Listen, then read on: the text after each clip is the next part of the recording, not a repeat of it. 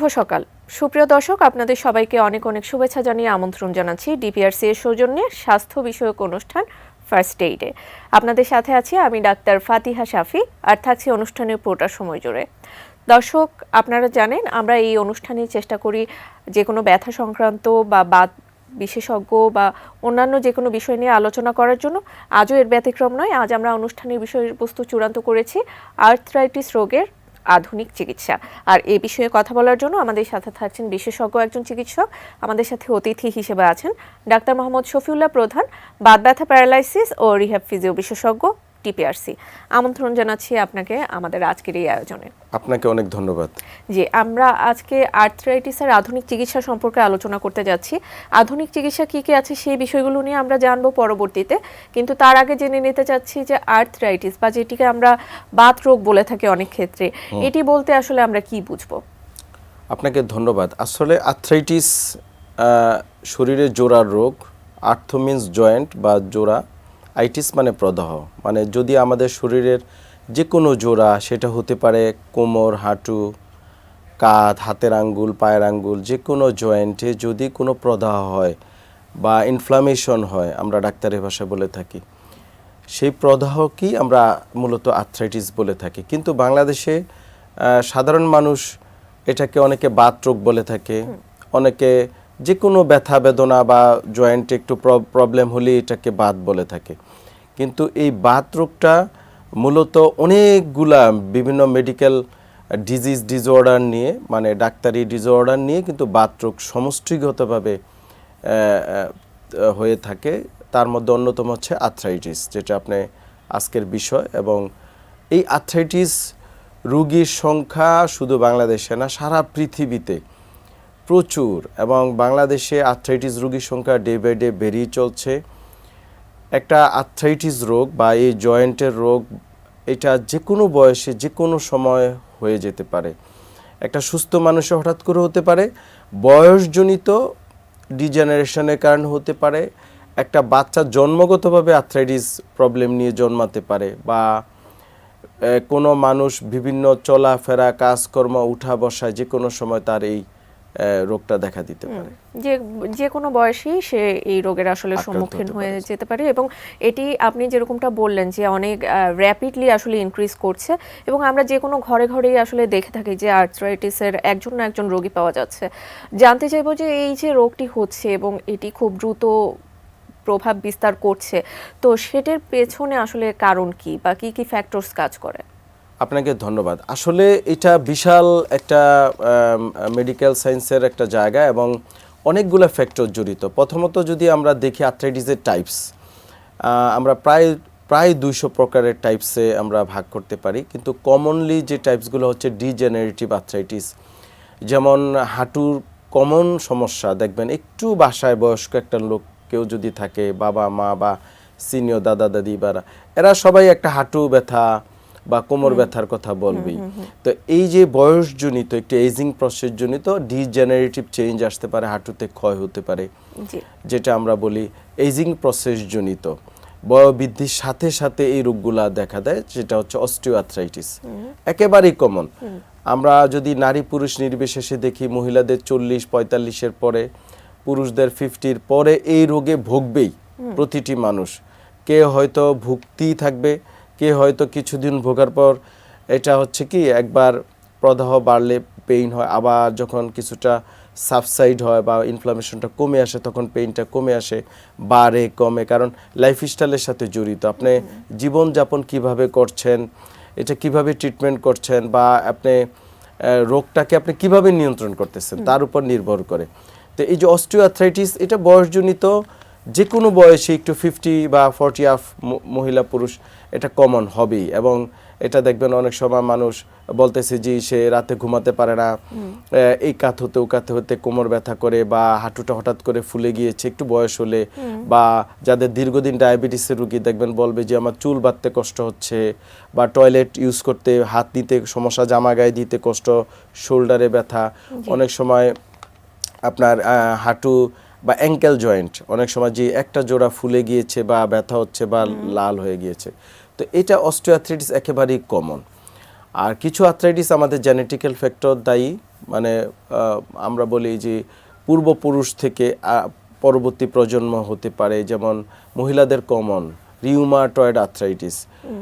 এই আর্থ্রাইটিসটা হচ্ছে আপনার একটু উঠতি বয়সী মহিলাদের হয়, সাধারণত 20-25 বছর বয়সে বেশি এফেক্টেড হয়।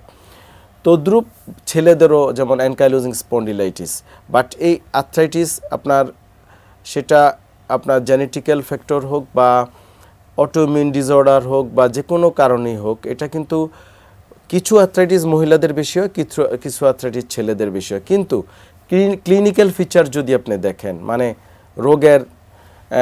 রোগের সাইন সিমটম, রোগের সমস্যাগুলা সবগুলাই প্রায় কাছাকাছি। জি, ব্যথা বেদনা, কষ্ট, অনেক সময় হাত পা বেঁকে যাওয়া, ফুলে যাওয়া, লাল হয়ে যাওয়া, পাশাপাশি জ্বর ভাব আসা বা অনেক সময় ফিক্সড হয়ে আসা, শরীর নড়াচড়া করতে কষ্ট হয়। যেমন অ্যানকাইলোজিং রোগী ঘাড় নাড়াতে পারে না, সামনে ঝুঁকতে পারে না, নিচে বসতে পারে না, হিপ জয়েন্টের প্রবলেম হয়, টয়লেটিং প্রবলেম, মানে অ্যাক্টিভিটিস অফ ডেইলি লিভিংয়ে, চলাফেরা, উঠা বসা, ব্যক্তিগত কাজে, সব জায়গায় তার ইভেন কি প্রফেশনাল কাজে রেস্ট্রিকশন চলে আসে, পেইন হয় এবং কষ্ট হতে পারে, ইভেন কি অনেক সময় ডিসেবল হয়ে যেতে পারে, আমরা যেটা বলি বিছানায় পড়ে যেতে পারে।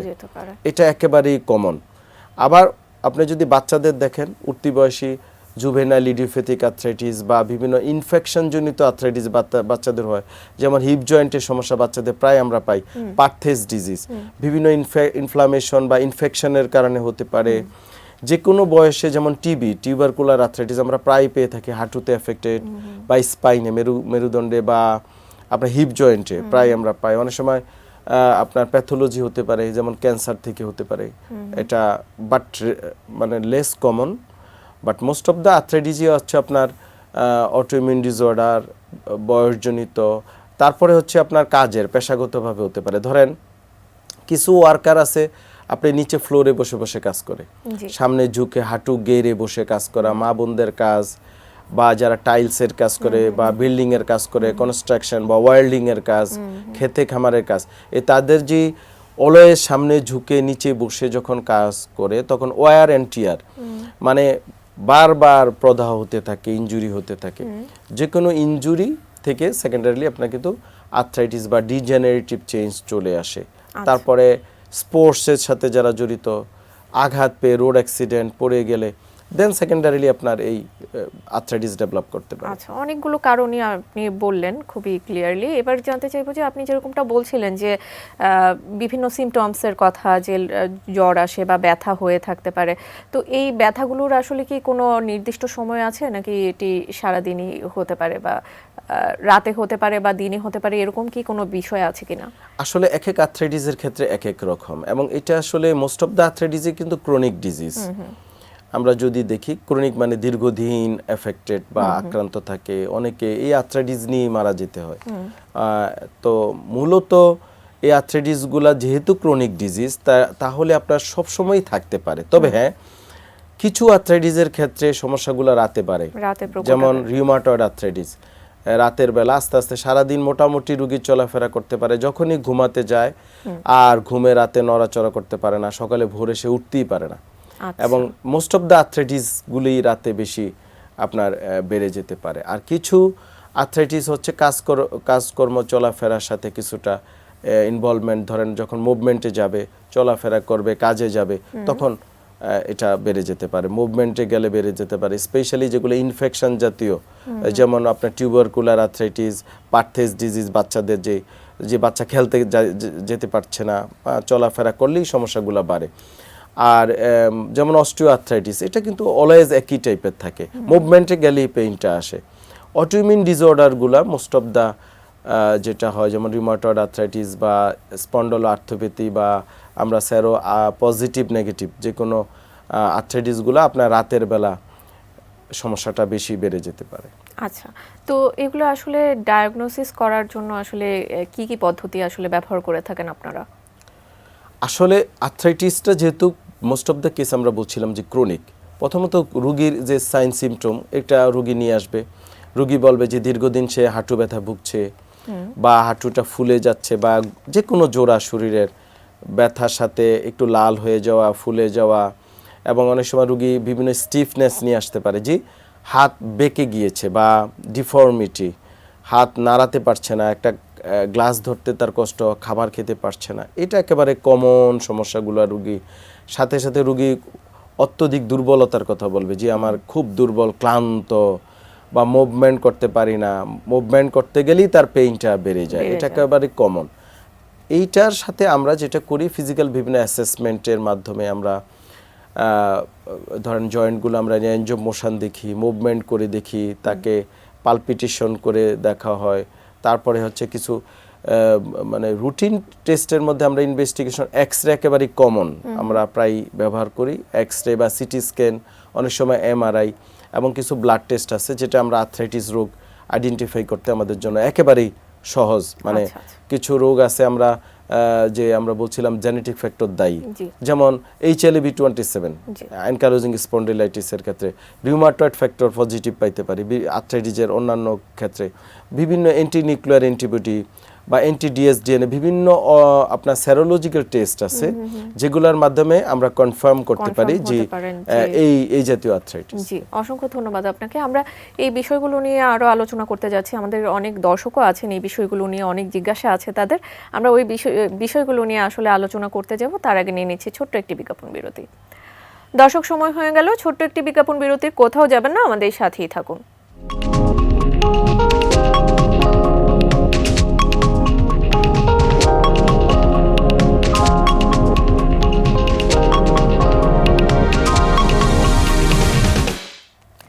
বিজ্ঞাপন বিরতির পর আবারও আমন্ত্রণ ফার্স্ট এইড অনুষ্ঠানে। আমরা কথা বলছিলাম আর্থ্রাইটিস রোগের আধুনিক চিকিৎসা, আর সাথে আছেন বিশেষজ্ঞ একজন চিকিৎসক। জি, বিজ্ঞাপন বিরতিতে যাবার আগে আমরা যেরকমটা বলছিলাম যে আমাদের দর্শকদের আসলে অনেক জিজ্ঞাসা আছেন, তারা অনেক প্রশ্ন করেছেন। অনেক প্রশ্নের মধ্যে আসলে আমরা চেষ্টা করছি কয়েকটি প্রশ্ন নিয়ে কথা বলার জন্য। আমাদের কাছে একজন দর্শক জানতে চেয়েছেন, আমার বাবার বয়স 62 বছর, ডাক্তার বলেছেন ওনার হাঁটুতে অস্টিও আর্থ্রাইটিস হয়েছে, এই রোগ কেন হয়, এটি কি বংশগত কোনো রোগ কিনা? এটা খুবই গুরুত্বপূর্ণ প্রশ্ন এবং সবাই ভয়ে থাকে, যেহেতু বাবার সমস্যা ওনার আবার হবে কিনা। তো অস্টিওআর্থ্রাইটিস কিন্তু বংশগত কোনো রোগ না, আমি রোগীকে আশ্বস্ত করতে চাই, মানে যে প্রশ্ন করেছেন এটা ডিজেনারেটিভ চেঞ্জ। আমি এর আগে বলেছি বিরতির আগে যে বয়স বাড়ার সাথে সাথে আমাদের কিছু ডিজেনারেশন হয়, যেমন আমাদের চুল পাকে, চোখে ছানি পড়ে, চামড়া ঢিলা হয়ে আসে, বডির প্রতিটা অঙ্গ যেভাবে আপনার ডিজেনারেশন হয়, তদ্রূপ আমাদের জোড়া আস্তে আস্তে বয়সজনিত ক্ষয় হয়, যেটা অস্টিওআর্থ্রাইটিস একেবারে মানে কমন একটা আর্থ্রাইটিস রোগ। তো ওনার বাবার এটা বয়সজনিত হয়েছে, এটা নিয়ে ওনাদের বা বংশগত বা কারো ভয় পাওয়ার কোনো কারণ নেই। তবে হ্যাঁ, এই রোগের চিকিৎসা খুবই আধুনিক ট্রিটমেন্ট আছে, যেটা আমরা অনেক সময় অপারেশন করতে হয় যদি আমরা আগে থেকে সচেতন না হই। অস্টিওআর্থ্রাইটিস যদি হাঁটুতে হয়ে থাকে তাহলে আমি বলবো ওনার ওজনটা কারেকশন করা, ওজনটা কি আসলে ঠিক আছে কিনা, যদি ঠিক থাকে, ভালো না থাকলে ওনাকে হাইট মানে এইজ অনুযায়ী ওজনটা ওনাকে মেনটেন করতে হবে। এবং এই ক্ষেত্রে বিভিন্ন আমরা রিহ্যাবিলিটেশন যেটা বলি, rehab physio treatment, conservative treatment, এটা আমাদের মতো যারা চিকিৎসক আছে ওনাদের শরণাপন্ন হয়ে উনি ট্রিটমেন্ট নিতে পারে। বিভিন্ন এক্সারসাইজ দিই, যেমন আমরা সাইক্লিং, স্ট্যাটিক সাইক্লিং বাসায় করা যেতে পারে, বা সাইক্লিং এই জাতীয় এবং এক্সারসাইজ, মাসেলের পাওয়ার বাড়ানোর বিভিন্ন এক্সারসাইজগুলো আছে। আমরা বিভিন্ন সাপ্লিমেন্ট দিয়ে থাকি, এক্ষেত্রে ভিটামিন ডি এর একটা রোল আছে। সো রোগী যদি এই জাতীয় ট্রিটমেন্ট বা চিকিৎসকের শরণাপন্ন হয়ে উনি ট্রিটমেন্ট দেয়, ইনশাল্লাহ ওনার এই বাবার এই সমস্যা মানে মরণ পর্যন্ত উনি সুস্থ থাকবেন। আমাদের আরও একজন দর্শক আছেন, উনি মোহাম্মদ ইসমাইল, তিনি জানতে চেয়েছেন, স্যার আমি 2 বছর ধরে এই পেইন নিয়ে আছি, ডাক্তার দেখিয়েছি, মেডিসিন নিয়েও কোনো রেজাল্ট পাচ্ছি না, কি করব যদি বলতেন। আচ্ছা, ওনার পেইনটা মনে হয় স্পেসিফিক উনি লেখে নাই।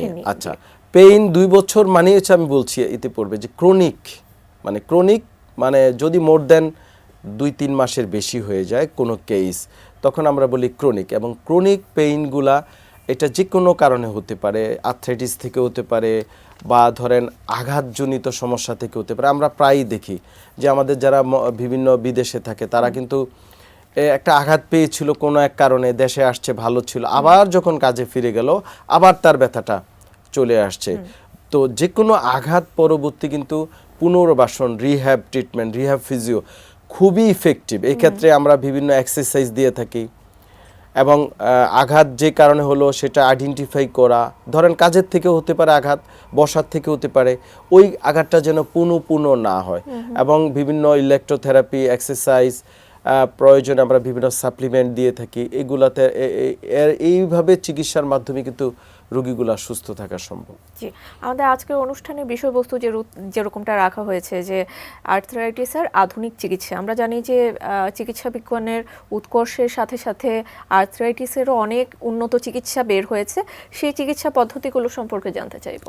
আপনাকে ধন্যবাদ। আসলে রোগীরা অনেক সময় কনফিউজ যে আর্থ্রাইটিস বা ব্যথা বেদনা বা যে কোনো কারণেই জোড়ার প্রবলেম হলে কোথায় যাবে, কোন ডাক্তারের কাছে যাবে, কি ট্রিটমেন্ট করবে, এটা নিয়ে কিন্তু কনফিউশন। আসলে এই ট্রিটমেন্টগুলা অনেকগুলো স্পেশালিস্ট জড়িত। আপনি যদি বলেন একজন মেডিসিন স্পেশালিস্ট, হ্যাঁ উনিও জড়িত। আপনি যদি বলেন একজন অর্থোপেডিক সার্জন, হ্যাঁ উনিও জড়িত। একজন নিউরো সার্জন, উনিও জড়িত। আপনি যদি বলেন ফিজিওথেরাপিস্ট, সেও জড়িত। আপনি যদি বলেন অ্যানাদার রিমাটোলজিস্ট, আমেরিকা বা অন্যান্য দেশে পোডিয়াট্রিস্ট, কাইরোপ্র্যাক্টর, বিভিন্ন ডিসিপ্লিনের মেডিকেল সায়েন্সের ডিগ্রি আছে। সো এভরি ডিসিপ্লিনের ডাক্তারই আসলে জড়িত। কিন্তু ব্যাপারটা হচ্ছে আপনি যখন কোনো একটা রোগ অরিজিন কি কারণে হয়েছে, তখন যদি আপনি দেখেন তখন কিন্তু মাল্টি ডিসিপ্লিনারি টিম অ্যাপ্রোচ চলে আসে। মানে এখানে সবাইকে ইনভলভ হতে হয় তার লেভেল থেকে।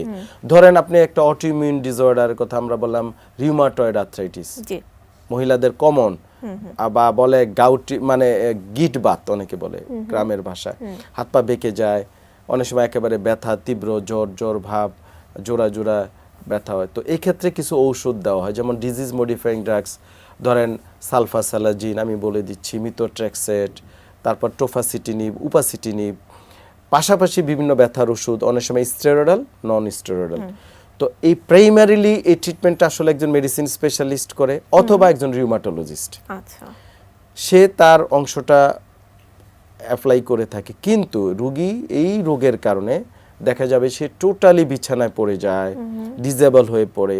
তো তাকে কিন্তু রিহ্যাব করতে হয়, পুনর্বাসন, আবার যেন জোড়াগুলা সচল হয়, জয়েন্ট স্টিফনেসটা আমরা রিমুভ করতে পারি। তো সেই ক্ষেত্রে আপনার অ্যাডভান্স পুনর্বাসন রিহ্যাব ফিজিও বিশেষজ্ঞের প্রয়োজন। তো this is a team work.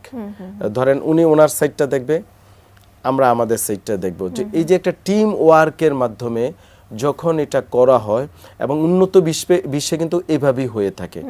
তো বাংলাদেশে হয়তো এটা এখনো ল্যাকিংস আছে, বা রুগীরা জানে না, বা রুগী মনে করে যে আমি রিউমাটোলজিস্টের কাছে গিয়েছি, উনি তো ওষুধ দিয়েছে, আমি তো ভালোই থাকবো। ভালো হয় না, বা কিছুদিন ভালো থাকে, আবার ব্যথা হয়, বা ওয়ার টিয়ার আস্তে আস্তে ডিজেবল হয়ে যায়। এটি যে একটা টিম অ্যাপ্রোচ আছে, বা রিহ্যাবিলিটেশন হসপিটালের বা সেন্টারের প্রয়োজন, এটা হয়তো রুগীরা জানে না। তো এই ক্ষেত্রে আমাদের মিডিয়ার কাজ হচ্ছে আরো বেশি প্রচার করা, জানানো রুগীকে। রুগীদেরও উচিত, তারা দে শুড নো, তাদেরও জানা উচিত, তাদেরও মিডিয়ার কাছ থেকে ডাটা নেওয়া। এখন তো আপনার সোশ্যাল মিডিয়া ওপেন, প্রতিটা টেরিস্টোরিয়াল বলেন বা যে কোনো মিডিয়া এখন কিন্তু আপনি চাইলেই ডাটা পাচ্ছেন। সো এই যে আর্থ্রাইটিস, বাত রোগ, এটার কিন্তু আসলে রিহ্যাবিলিটেশনের বিকল্প কোনো কিছু নেই।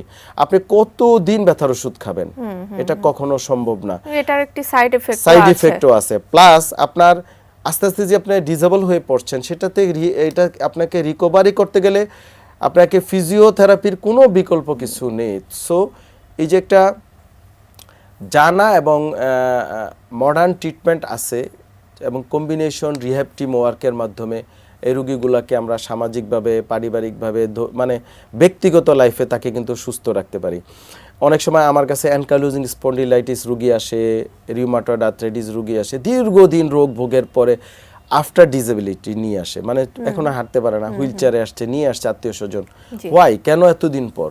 এটা তো আমরা শুরু থেকে যদি রিহ্যাব করতাম, তাকে সাজেস্ট করতাম, রোগীর অনেক সময় ধারণা যে স্যার বারবার মনে হয় এটা করতে হয়। নো, এটা আপনাকে টিম অ্যাপ্রোচের মাধ্যমে ডাক্তারের একটা টাচে থাকতে হবে, আপনাকে ফলো আপে যেতে হবে। আমরা হয়তো 10-12 দিন প্রাইমারিলি ট্রিটমেন্টগুলো করে দিই, রুগী ওকে হয়ে যায়, তারপরে ফলো আপে থাকে, ব্লাড টেস্টের মাধ্যমে উনি তার কোনো সাইড ইফেক্ট হচ্ছে কিনা দেখলো, 3 মাস 6 মাস পর পর। মাঝে মাঝে যদি ওর্স হয়ে যায়, পেইন বেড়ে যায়, তখন সে হয়তো সপ্তাহখানিক বা 10-12 দিন থেরাপিগুলো নিলে সে আবার ঠিক হয়ে যায়, আবার সে স্বাভাবিক জীবনযাপন করতে পারে।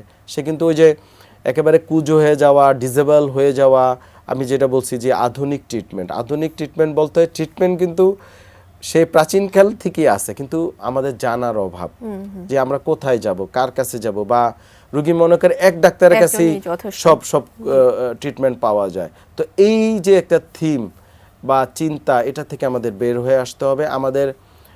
আমরা যখন আমাদের রুগীরা যখন ধরেন সিঙ্গাপুর, থাইল্যান্ড, ইভেন কি ইন্ডিয়ার মতো রাষ্ট্র বা ইউরোপ যায়, তখন তারা দেখে যে না, এটা একটা টিম অ্যাপ্রোচ, এক একজন ডাক্তারের সে তার সাইডের কাজ করছে, যখন দরকার হয় সে রেফার করে আরেকজন ডাক্তারের কাছে যায়।